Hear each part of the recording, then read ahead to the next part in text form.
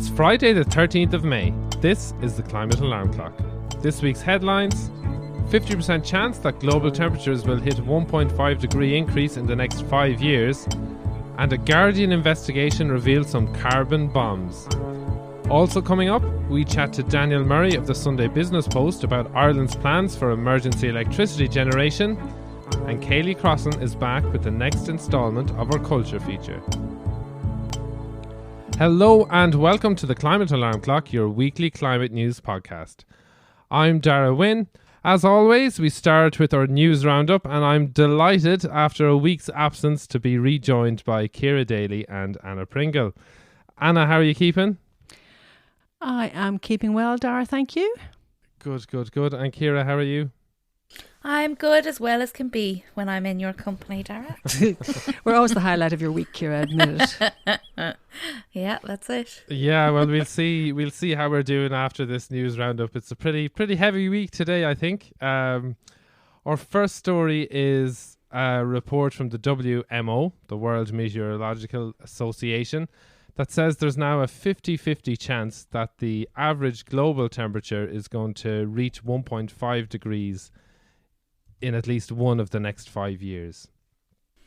So who are the WMO, if you don't mind me asking? So the WMO are a special agency of the UN, and they're the authoritative voice on the state and behaviour of the Earth's atmosphere and climate, basically. So they know what they're talking about. Yeah, and they're represented by 193 member states of the UN. Okay. So they're an official meteorological organisation. Okay. And so these levels that they're looking at, why, first of all, what are the pre-industrial levels, and why are we measuring our levels now against that? Yeah, that's a good question, because you hear that term pre-industrial levels a lot in relation to climate change. And basically, pre-industrial is before the Industrial Revolution, before we started burning fossil fuels and pumping all the CO2 into the atmosphere. So that was when the climate was stable, before man-made emissions started affecting the climate. And it's important that also the 1.5 degrees is an average. So in some places it will be higher than that. In some places it'll be lower, but that's a global average temperature increase. Okay, and is this the first time we're getting this warning from the WMO? So they release an annual to decadal climate update every year. So 5 years ago they said there was almost no chance that in the coming 5 years that we would go above 1.5 degrees. Last year they said there was a 40% chance in the next 5 years, and now this year it's a 50% chance. So we can see that trend. We can see things going in the wrong direction there, yeah. And I suppose then an important question to ask is, what exactly do these temperature increases mean for the environment and us as a society? Okay, so just to come back to that, so what they have said is there's a 50-50 chance of the annual average global temperature temporarily reaching 1.5 degrees centigrade above the pre-industrial level for at least one of the next 5 years. So there's a lot of caveats in that. Yeah, so there is loads to unpack there. And it's important to distinguish the difference between weather and climate there. That the climate takes an average of 30 years of temperature. What this report is saying is that there's a 50% chance that one of the next 5 years is going to hit that. Okay. Yeah, I mean, if it temporarily hits 1.5 degrees for 1 year and comes back down, that's weather, as Darragh says. If it hits 1.5 degrees for 5 years in a row consistently and doesn't come back down, that becomes climate. Okay. Exactly. That's a really good explanation. So in terms of what the impacts are going to be, Ciara, obviously we're already seeing the impacts. We talked about the heat waves in India and Pakistan, and if the temperature hits 1.5 degrees for one of the next 5 years, we can expect even more extremes. We can expect drought, heat waves, extreme storms, sea level rise. So the IPCC had a report that came out a couple of years ago that detailed out what's likely to happen with a 1.5 degree change in climate, not weather. Yeah. And it increases the likelihood of all sorts of bad things like extreme storms, sea level rise, heat, obviously, drought, food security. All of those issues are potentially made worse, even at 1.5 degrees above the pre-industrial level. Okay. So moral of the story is we need to start taking action to try and stop this. Absolutely, and we can see that things are going in the wrong direction, and going probably in the wrong direction at a faster rate than people expected even a few years ago. Yeah. Lovely. You guys are always the bearers of great news.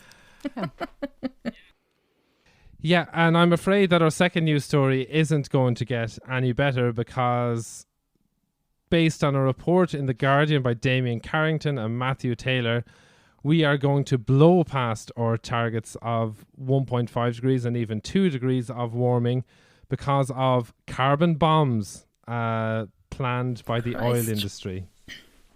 Right, this all sounds very dramatic indeed. What is a carbon bomb?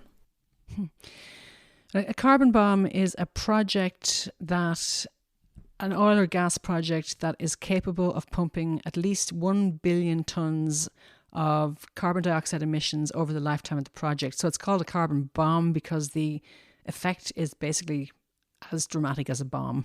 Wow, okay. So what do these projects do they involve?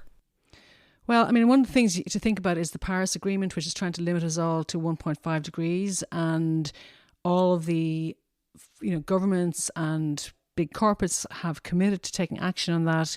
But we've known for a long time that the fossil fuel companies have basically been lying to us. There's lots of evidence that they've been manipulating politics, they've been manipulating the media, they've been lying about their activities. They've known for 40 years the damage that they're doing to the planet. Mm-hmm. So meanwhile, while they're talking a good game about being greener, they're investing $103 million a day. The dozen biggest oil companies are spending that much a day for the rest of this decade to exploit new fields of oil and gas that, if we wanted to keep global heating under 2 degrees, we shouldn't be burning those. Yeah, so despite all of these warnings, they're just carrying on. They're carrying on doing what they do. That's what they exist to do, and that is what they're doing. Yeah. So The Guardian said there's at least 195 of these projects, 195 projects that will pump at least 1 billion tonnes of CO2 into the atmosphere. And what that means is if all these projects go ahead, they would burn through the entire remaining carbon budget. So all the emissions that we have left to use to keep us below 1.5 or 2 degrees of warming will be gone just from these projects. And they're longer term infrastructure projects, but it's still, in total, that would be the equivalent of about 18 years of current emissions, just those projects. Yeah. So, and we don't have 18 years of current emissions left. Yeah. And so, the other thing to keep in mind is that we've seen in the last few weeks, BP and Shell and ExxonMobil, they've been releasing their earnings. They have had massive profits. I think BP had $6 billion in profits for the first quarter of this year. And in the they've earned, just the top 4 oil companies have made about $2 trillion in profits in the past 30 years. And yeah, so this is why they're doing it. They are delivering profits to their shareholders, and they're making their shareholders and executives rich. And where are these companies based? So the biggest spending plans going forward, the top one is Saudi Aramco, then Gazprom, which are Russian, then PetroChina, which are Chinese, then ExxonMobil, Shell, and it goes down. But in terms of which countries have the most planned projects, actually, the US is the leading source of potential emissions. They have 22 carbon bombs planned. So, I mean, I'm afraid to ask it, but what are governments doing to stop them? Well, we've all signed up to the Paris Agreement, which has committed everybody to limiting global warming to 1.5 degrees. Okay. Point taken. And that's, they're clearly not doing enough. Governments are also subsidizing. So one of the things that, I mean, think again, go back to the US, Canada and Australia, they are also the countries that give the biggest subsidies to fossil fuel companies. So not only are we letting them do this, we're also giving them lots of government subsidies to do it as well. If these companies, from a financial point of view, let's forget the environment. If these resources, I read something that they can't even be used if we're going to be meeting our climate targets. Why are they continuing with these projects? Does it not make sense for them to stop? But it's not even.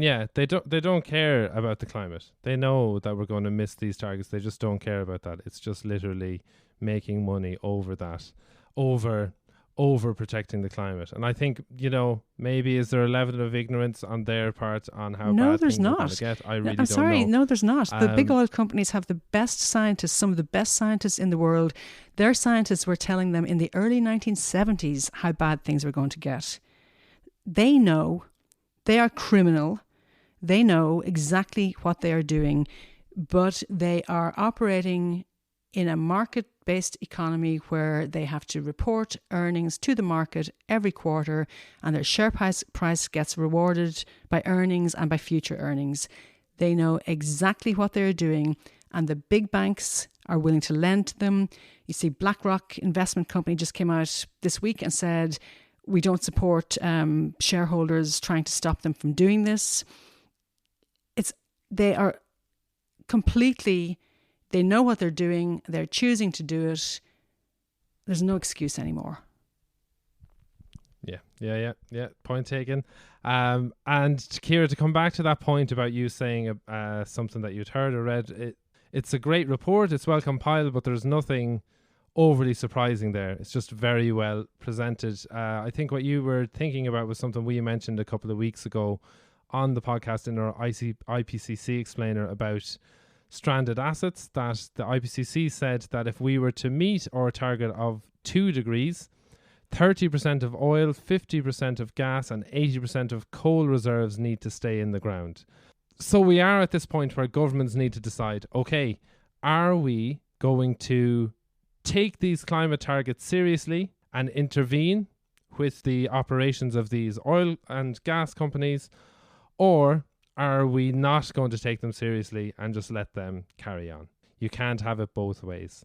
That is where we are. That is what the science is clearly saying, is that if we are to hit these targets, and 2 degrees is still disastrous, if we were to hit this target of 2 degrees, these companies need to completely change their plans. And are governments going to make them do that or not? That's the question. This is such a huge kind of story. And for me, I read it and I was like, there was like 3 kind of things that went through my head.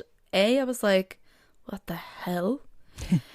B, I was like, God, this is such a scandal. Like, the person in me who loves like a bit of gossip, bit of what's the word? Like, I love reality TV. I was like, God, this is a storyline I've been missing out on. And then the other part of me, but then the other part of me was like, it was just that silent feeling of like, what the hell? Like, and that was twofold. It was like, what the hell am I going to do about it? And then also, is this real? Is this real life? Like, this sounds really serious, but I'm not like hearing people freaking out about it. And I just wanted to know, like, only that I came to you and was like, wow, this seems like a really big deal. And you guys were like, yes, that I had that confirmation of, yes, this is actually really bloody serious. But like, this is something that you guys have been putting up, like, kind of dealing with for a long time. How do you process that emotion? Because it is a really, really heavy story. It's essentially like the end of the world being predicted. And like, you can't go, what are we going to do? Like, close down all the petrol stations in the world? Not feasible. I think those kind of thoughts and feelings you're having, Ciara, everyone involved in the climate movement has had that at some stage in their journey. And especially that thing of expecting people to react in the same way you're going to react. Expecting people to say, wow, this is terrible, we need to do something. And looking around and seeing other people not doing anything. And that's why it's easy for you just to not do anything, because you're like, well, if it was that bad, sure, the government would be doing something. It would be on the news, you know, and you can kind of lull yourself into that kind of sense of normalcy. So what you can do is you can be the one for people to look at and say, yeah, no, this is terrible. We need to do something, and try and shift that norm. Hope we can all push the discourse that way, that everyone realizes that it is that bad and that we do need stuff to change. If you're not ready to start chaining yourself to oil tankers and stuff.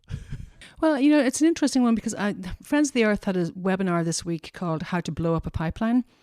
And this guy, this Swedish, I think he's Swedish, Andreas Malm, wrote this book, and he's saying it's about time we started. Basically, he's saying stop, we're being too polite, and we need to start shutting down petrol stations. What Just Stop Oil have been doing in the UK, we need to start, you know, blocking trucks coming out of refineries and things like that, which is a really interesting point to consider. And, you know, there was a lot of sympathy for his point of view. And his point was that any successful social movement has always had an extreme wing where people have been willing to put their lives on the line and take extreme action, you know, so maybe the time is right for that. You know, the other thing is I read somewhere recently that if you think about all those top 10 emitters, maybe there's 500 people in executive positions in those organizations. They are making these decisions that are destroying the planet. So there has to be ways to at least put some pressure on them or publicly call them out. So one example is I don't know, a lot of people know this, but the CEO of BP worldwide is Bernard Looney, who is from North Kerry. And he loves to talk about his Irish mother and her wisdom and all this sort of stuff. And he makes a big pitch for how BP is now going green and is net zero and whatever, while meanwhile they're also investing in all of these carbon bombs. So if you're listening from North Kerry and you happen to know Bernard Looney or his family, please ask them what Bernard is doing to help save the planet. I think that's a fair question to ask when he's the CEO of BP. And I think or go onto Instagram, you'll find him on Instagram with lots of green pictures and lots of greenwashing. And comment there and maybe ask him why he's doing this with the carbon bombs. Ask him what his Irish mother would think of that. And I think that's something that we will do via the Climate Alarm Clock, and we will be helping listeners to do the same. You can be polite. I really like that point, Anna, because it's that thing. I'm in this zone where I'm getting really angry about things, but I'm not ready to go out and glue myself to tankers and stuff like that. But I have like a guilt and a bit of a shame that when I think like, oh my God, like all of these last few years where you've kind of, when people have said things to me, I've been like, oh, but you can't just change. And now I'm like, well, you bloody have to. So, well, I mean, the question is going to be, do we choose to change or do we have to react and adapt to the changes that are going to be forced on us? You know, and all of these people are people. I mean, you know, people in businesses are making decisions every day. If we can somehow influence them to make different decisions, that has a much more impact than you or I deciding to drive less. Yeah. Speaking of driving, Irish people have very bad road rage. So maybe a point we could take is when you're in a road rage fit, instead of screaming at the other driver, take out your phone. Yes, break the law and text the guy from BP and be like, hey, what are you doing? Why are you making us sit in this traffic? Let's put that road rage energy into oil rage and let's make Ireland green again. Yes. Ciara for president. That's great. That could be a slogan there, right there, Ciara. Well done. Okay, should we move on, guys? Yeah, I think so. We're moving on to our not climate story, and I think we're going to maintain the rage here. Anna, what are we looking at? Yeah, so sorry, I'm on a very ragey, ranty mood this week. So I think the not climate story, and one of the stories of our time, is the Roe versus Wade decision that's pending in the US. So for those who don't know, Roe V Wade is a landmark case from the US in 1973 that allowed for abortion to be legal in the US, in the States in the US. It's been controversial for decades, mainly stoked by the Republican Party. Now that they have a majority of justices on the Supreme Court, there was a leak a couple of weeks ago saying that the Supreme Court is about to overturn Roe v Wade. And they leaked the decision. Somebody in the court leaked the decision that is overturning Roe v Wade. This is a fundamental rollback of women's rights in the US. And it's been coming through Trump, it's been coming through the Republicans, but just seeing it in black and white has really, I think, you talk about carbon bombs, I think this has been a bomb for people as well, to see that in black and white. And in all likelihood, you will have less than half of the states in the US where women can legally get abortions after this judgment. So Anna, the link that I'm missing, I guess, I accept that it's there, but I haven't found it yet, and I want you to point me in the direction, is of how this has anything to do with the climate. So for me, how it has something to do with climate is this. These are the same people that are making this happen, that are attacking women's rights, are also the same parties and people that are being funded by fossil fuel interests, that are climate change deniers, that are refusing to take any action on climate change, particularly in the US. Mm-hmm. But the US is so influential around the world that we can't take it for granted that it wouldn't happen here. Yeah. And it's part of the trend towards fascism and authoritarianism that we're seeing. We've seen it in Brazil, we see it in Hungary. The US is heading down that route. And for me, it's like, it is such a fine line between human rights existing or not. Yeah. And I just think the link to climate justice and to justice generally is massive.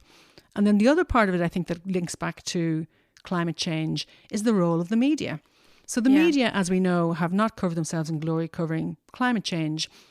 And the vast majority of the media in the US, when this came out, they focused on the leak. Instead of focusing on what it said, they said, oh, this is a threat to democracy that they're leaking stuff from the US Supreme Court. I'm going, no, it's a threat to democracy that we're rowing back women's rights. And by the way, it's not democratic because the vast majority, well, not the vast majority, but something like almost 70% of people in the US believe that abortion should be free, safe and legal, or should be legal anyway. So it's not democratic. It's authoritarianism. If you've watched The Handmaid's Tale, it's not that far off where these guys want to take things. It's about controlling women's bodies. It's about controlling poor people. It's about exploiting poor people. It's all linked to me to climate justice, and it's the same people doing it. It's a really overwhelming story, and I really don't actually have a lot to say on it, but it's not because I don't have an opinion on it. I think I just feel really trodden down by it because it's very easy to see that coming. I had a sense of why it was a climate story, but listening to you, that connection has upset me even further. Sorry, Ciara. But it's good. It's really important to be aware of it. Like, it really is important. Yeah.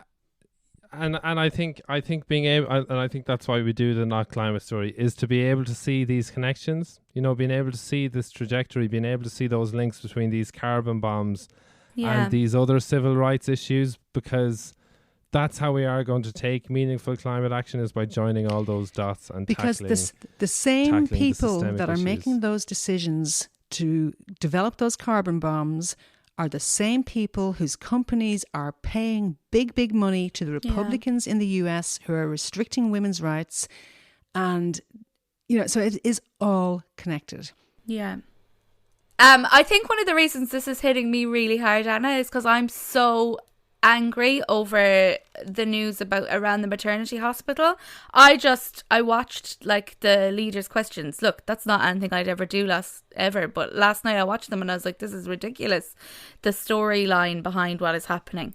And I just thought that's so the same as what's happening in the US, but in a different, it's just a different way that it's happening, but it's essentially just men controlling us.